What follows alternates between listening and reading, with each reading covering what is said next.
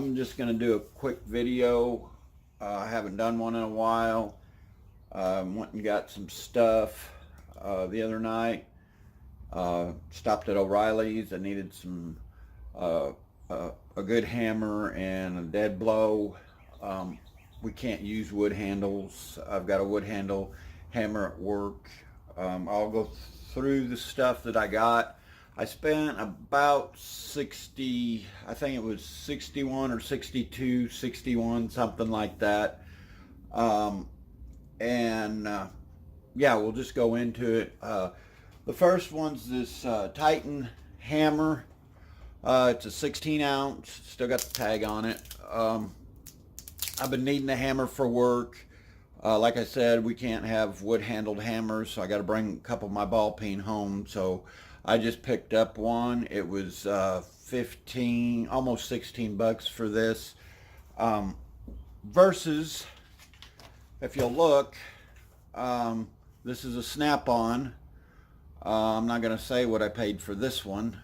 Y'all, pretty much, if you've done any mechanicing or bought anything off the Snap-on truck, you know, good quality. This one looks just about the same. Like I said, $15 versus what I paid for this one. This one is I've had for about a year. I like the way it is. I've been looking for, you know, a hammer for work to you know, kind of have the same feel and stuff. And I seen this Titan at O'Reilly's, and I thought it was worth the money. I'll let you know how it performs. The next item is we use a lot of dead blows. I've seen them, and this is a PT brand, performance brand tool. I don't know how well it's going to be. A lot of times we blow the end of these out, especially if we're moving shafts over or things. I work in the industrial maintenance field, and a couple guys have Harbor Freight. I've had Harbor Freight and different ones, and like I said, I've cracked them. The beads come out or whatever's inside them. I think this is going to be a good hammer. It's feels very well built. I do not know if it's made in the USA. I don't know. Maybe some of you guys can tell me the PT brand. This one also came from O'Reilly's. Other couple items I got.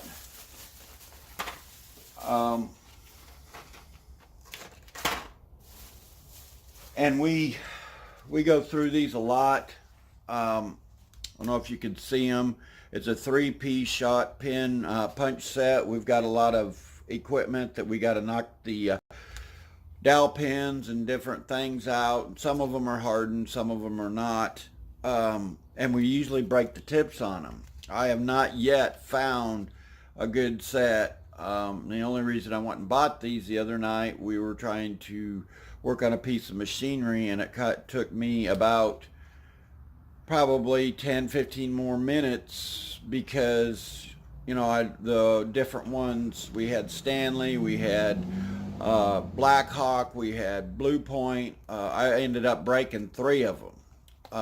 You know, I'm going to see if I can't get them replaced for the guys, being it was me that broke them. If not, it'll come out of my pocket, and I told them, you know, I'd cover it because I hate not having the right tool for the job.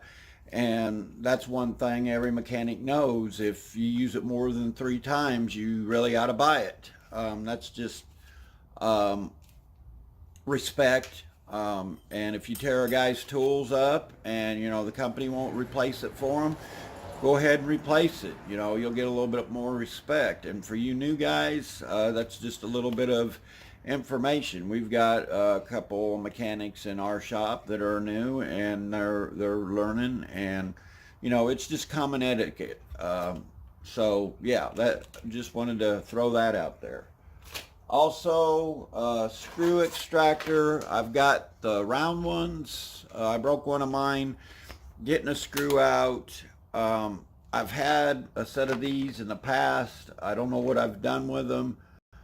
There again, I'm sure they're here in the shop, but moving from my business here, there's a few boxes that I haven't unloaded in that, and I probably will keep a set here at the house, but I want to buy a set for work.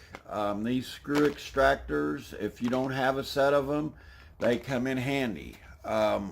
This in here, I believe, is a 5-piece set. It's heat treated.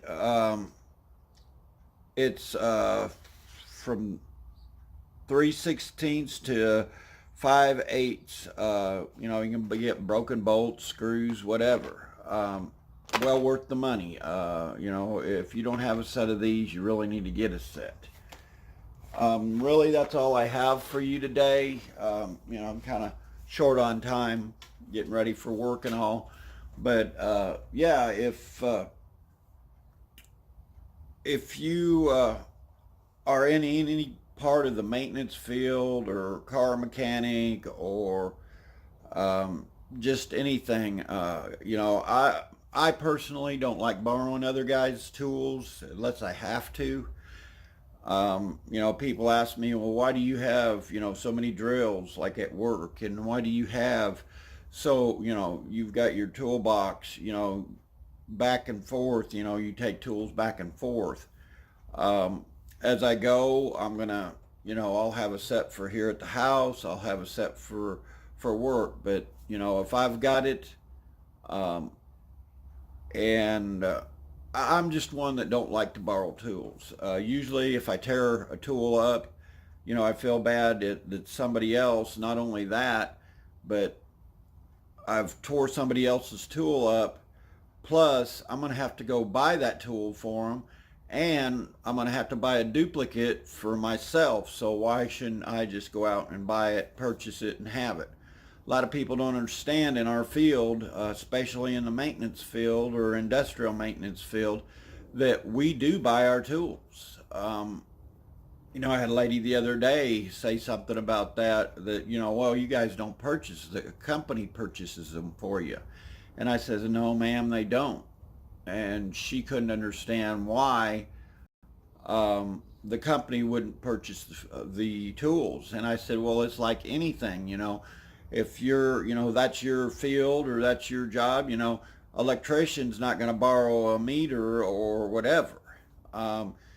She wasn't understanding that, you have to buy the tool. And like I said, if you don't have the tool, how are you going to make any money? It'd be like a plumber coming to your house with no tools, wanting to borrow your tools. A lot of specialty tools. I know in the car field and industrial maintenance is the same way. And most of the guys that I work with and most of the guys that are in the industrial maintenance field don't mind you borrowing a tool once in a while, if they have it. But you really need to be prepared for your job and have the correct tools for the job. That's my biggest complaint over the years that I've done it, is not having the right tool for the job, because I've always went out and purchased, and my wife can tell you I have 2 and 3 of everything. I'll buy some of the better stuff for here at the house, and I buy, some mid-grade stuff for my job. I don't go out and buy the cheap stuff. I've learned that, this cheap stuff will not last me. I'll just put it that way. Don't get me wrong. Some of the Harbor Freight tools and things are good. It's just, why not spend a little bit more money and have a good tool and keep it than keep replacing a tool that's cheap and, you got to replace it 4 or 5 times. What have you gained there? A lot of guys don't look at it that way. That's just the way I look at it. But, that's really all I have to say. I was going to do the flashlights, the Craftsman flashlights. I may do that on the next video. I haven't decided. I'm still in the process of using them both. I like the rechargeable one. you get a lot of use out of it, but I've got a cheaper Harbor Freight one that charging wise will outlast the Craftsman one. The bigger one that I bought, the battery, it uses batteries. It's fine for, if you're just using it once in a while. I think in the industrial field part of it, I don't know. I'll just have to get back with you on that. It's an iffy. If you want to keep buying battery, of course we get our batteries a lot of times through work and that. But me personally, I don't like something that's going to keep using batteries up. Enough said. Once again, have a blessed day. Be kind to one another. And we will see you in the next video.